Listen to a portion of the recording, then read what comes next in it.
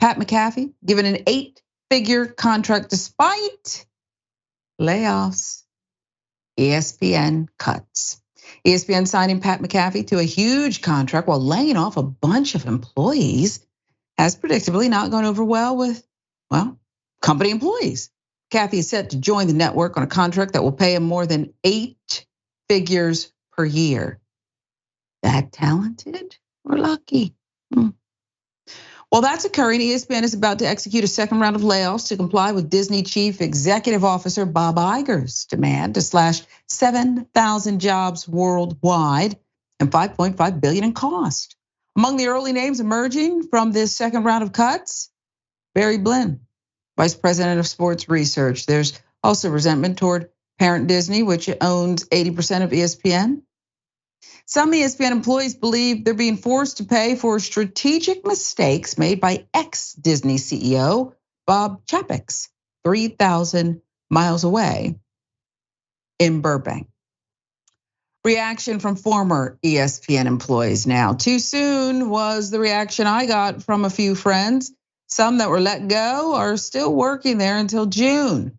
One ex-ESPNer telling Front Office Sports, "You're coming to grips with your departure and then you see a big money signing.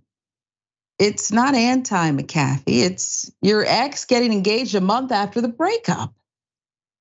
That from Front Office Sports.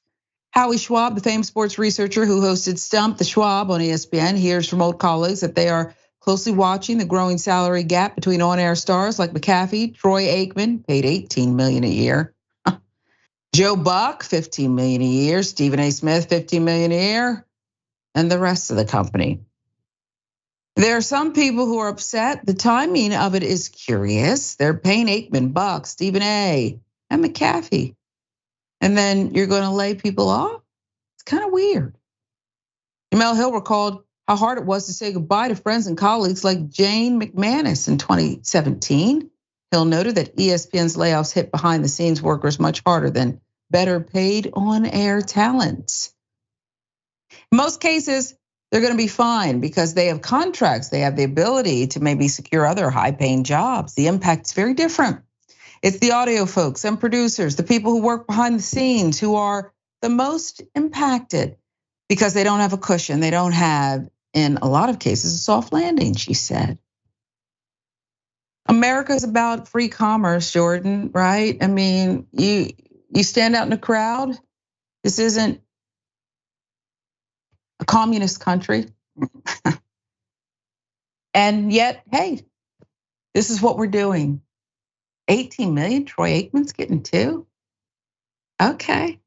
Does that pay him more than his football contract ever did? I think so.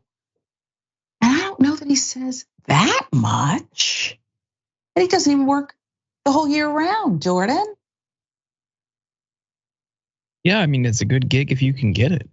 I feel bad for the people who are behind the scenes who are affected by these cuts. I mean, we see across all industries, all these giant companies who for years have reported record profits, who are giving their CEOs massive, massive salaries.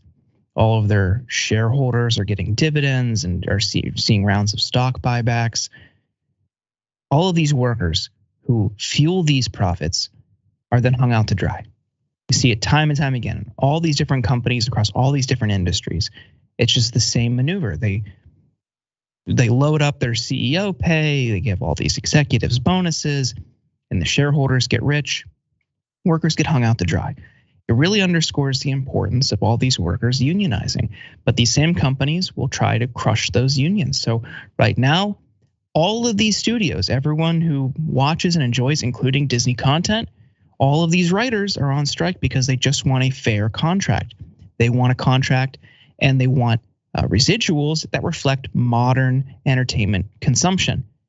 Because in the past, when it was broadcast on network or on TV, they would get a fair residual for every time it was reshown. In streaming, it's not like that. So these people aren't getting a fair living wage relative to what they produce and the longevity of that content. So supporting things like the Writers Guild and their strike right now is one step toward creating a more equitable playing field for workers.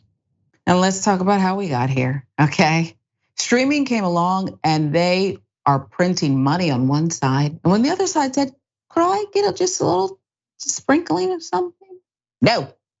And so you're gonna write for a hit show and you're gonna work at Waffle House. You're gonna do both if you're gonna survive and pay your bills. It's disgusting. Remember, it's not about, we want people to get paid, but you get 18 million and I get my walking papers? Okay. If you say so, America, look at your life.